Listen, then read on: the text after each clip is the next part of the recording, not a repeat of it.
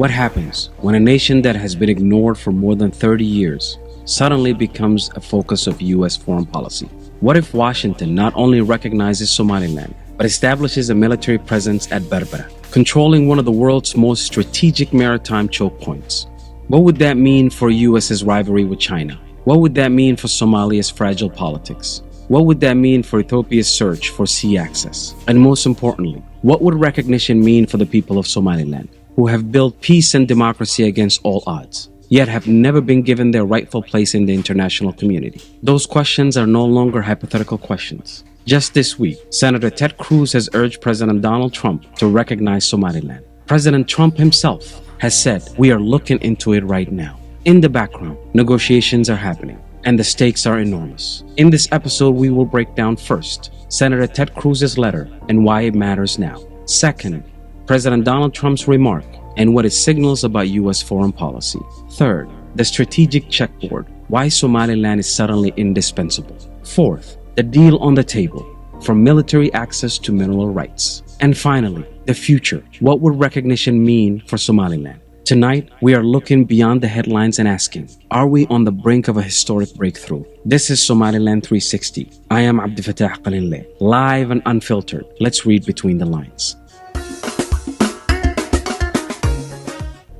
The story begins with a letter. On August 14th, U.S. Senator Ted Cruz, the chairman of the Senate Foreign Relations Subcommittee on Africa, wrote directly to President Donald J. Trump with a bold demand: recognize Somaliland.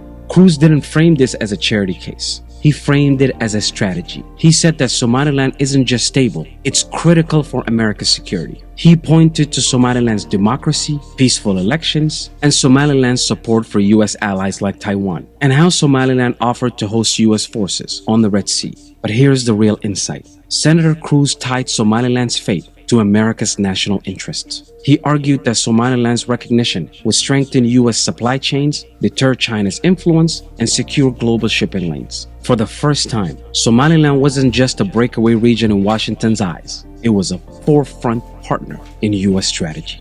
Then comes the shocker. When asked about Somaliland's independence, President Donald J. Trump responded, "We are looking into it right now." Simple words, but historic. No U.S. president has ever spoken about Somaliland's recognition so directly. In Hargeisa, the statement was celebrated as validation, proof that decades of resilience have not gone unnoticed. But here's the key. This wasn't just a slip of the tongue. It signaled that Somaliland is on the radar inside the White House. For Mogadishu, it was a warning. For Beijing, it was a red flag. And for Somaliland, it was hope. That recognition might no longer be a dream, but a policy under review.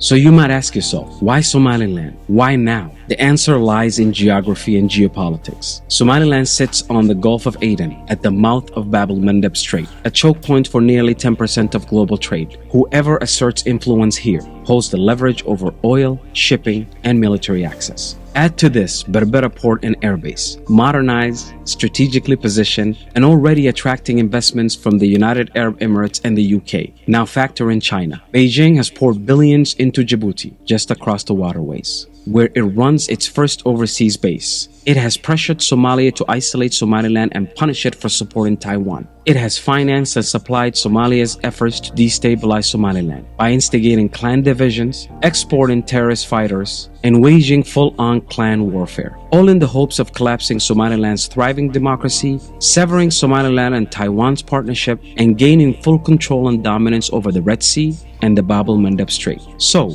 recognizing Somaliland wouldn't just reward democracy, it will counterbalance China's growing footprint in the Red Sea. That is why Somaliland is suddenly not just relevant, it's indispensable. So, what's actually being discussed between Somaliland and the United States? According to sources, the deal goes far beyond recognition. First, military cooperation. A U.S. presence at Berbera would give the United States unmatched leverage over the Red Sea and Indian Ocean. Second, critical minerals. Somaliland's untapped resources could feed America's defense and tech industries, reducing reliance on China.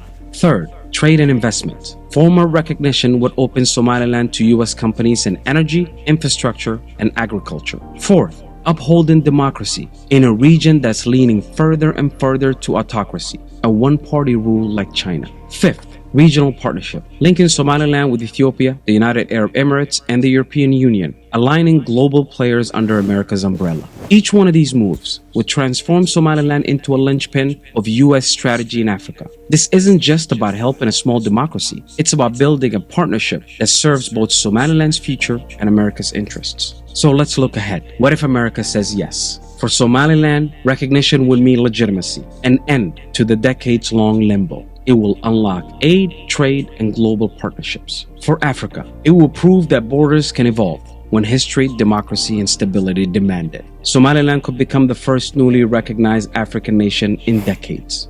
For America, recognition of Somaliland would cement an alliance with a rare partner, a democratic, stable nation in a region plagued by instability. For China and Somalia, it would be a strategic defeat, a reminder that democracy can win even in the Horn of Africa. For the world, it will mark a turning point, prove that global politics still has space for justice, recognition, and new beginnings. For 30 plus years, Somaliland has survived without recognition, building peace, holding elections, and waiting for the world to notice. Now at last, Washington is paying attention. Senator Ted Cruz has made the case. President Trump has opened the door, and history is etching closer and closer. The question is not whether the US will act. The question is, if it does, how would it change the world? My name is Abdel Fattah Qalinle. This was a special report by Somaliland 360, live and unfiltered, where we read between the lines. Please share, like, subscribe, and follow. Until next time.